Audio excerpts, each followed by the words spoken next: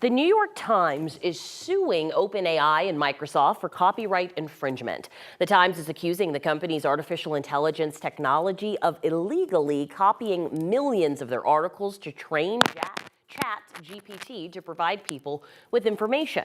So we need our guy, Whitney Traylor, joining us here, legal expert, because this is a confusing one. There's lots of moving parts. Frankly, I don't understand it, and that's why we need you. So what is this lawsuit about? Break it down. Right. Let me see if I can do that in 4 minutes. So I just spent the afternoon reading up on it, and it is really fascinating, and I'm glad we're talking about it because I think this is going to be the next frontier of litigation. And so really what the New York Times is saying is that, look, what OpenAI and Microsoft are doing is they're essentially having their AI read all of their material so that they can then create this generative AI. So they're reading it, they're taking it, they're actually putting it, making it available, so it's surpassing New York Times paywall and things like that. But the Times is saying, look, you're essentially doing this widespread copying. You're not just sort of educating yourself, you're taking the information and literally copying and pasting it in some instances. And so they're saying this is a copyright infringement because now people can go and get these articles directly from, Chat-GPT and others without having to pay for them. And they're also saying, look, this is our creative work, the way we put these stories together, and you're coming and just laying it out like that. Yeah, we understand that. We're journalists, right? Like those are our words that we put that on paper. Exactly. And it was really widespread, Whitney. I mean, it's millions of articles that we're talking about. So now how are OpenAI and Microsoft defending themselves? Right, and it's millions of articles and probably billions of pages when you think about it. And so they're claiming a fair use doctrine, and that's something under copyright infringement. And so under copyright infringement or copyright law, you can use certain things for a lot of different reasons. And so they're saying that, look, we have the right to use it under fair use. But the issue is one of the exceptions to fair use is that it will deprive the copyright owners of income. And so here the New York Times has a good argument that, hey, you're depriving us of income because people are able to go get this information directly from you. That's our words.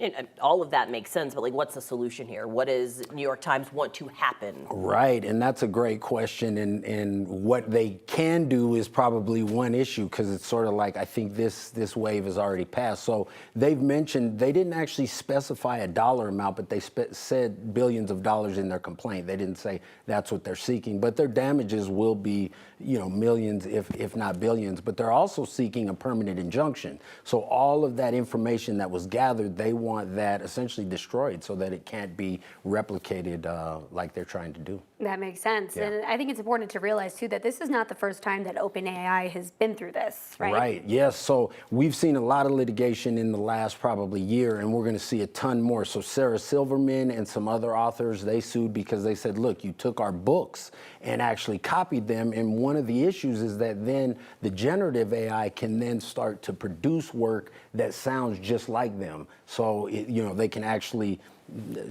pretend to be that author, if you will. And then there were the Authors Guild and 17 other authors, John Grisham and others. They also initiated a lawsuit in September, so that one's still ongoing. But I can guarantee you there will be significant litigation.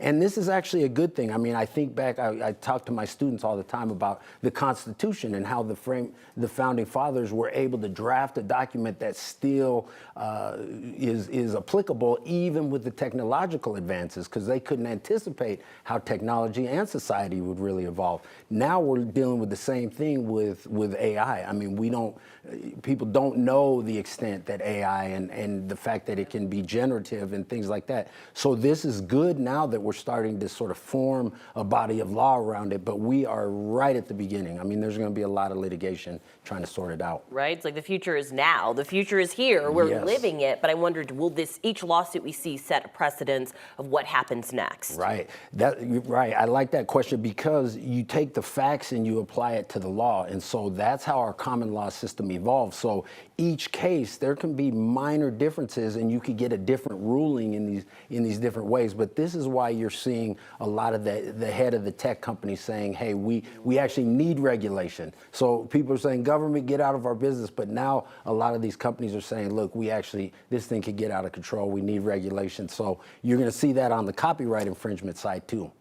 There's a lot going on here. Thank you so much, Whitney, for breaking it all down, making it a little bit easier for us to wrap our heads around Exactly. it. We I'll be appreciate back. it. Yeah, talking Sure. about this a Yes. lot more. We appreciate you. All right. Happy holidays. Thank you.